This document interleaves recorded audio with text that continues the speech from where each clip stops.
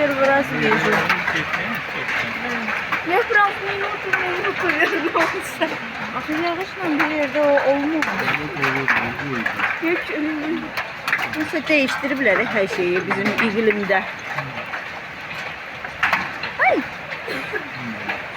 Göstermedi ama. все kurtardı. Kurtardı. Более-менее kurtardı. Dedi düşür. Я впервые в жизни долу görüyorum. Evet ben de. Да? Gördük. Hiç ısınmadı. Уроки его нет. Если бы мы это... Mehmet вот там. А,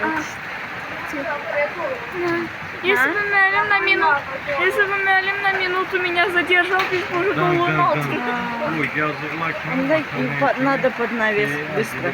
Kim böyle gelirse. Tutardı. Çaktırdı ya. Dedim öyle çaktırdı nasıl? Ты сначала всех убить, а потом, если кто-то выжил, облить водой.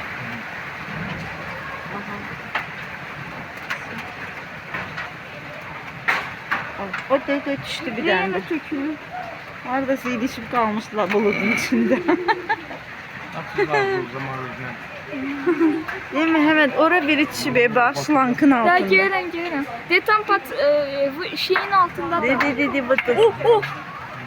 Ne var burada? Orada da var. Где там 3 штуки. Dedi indi düştü biri. De şeyin altında. Aha. Antennanın. Aha. Aman yapalım. Ha. Telefonumu değer bilen.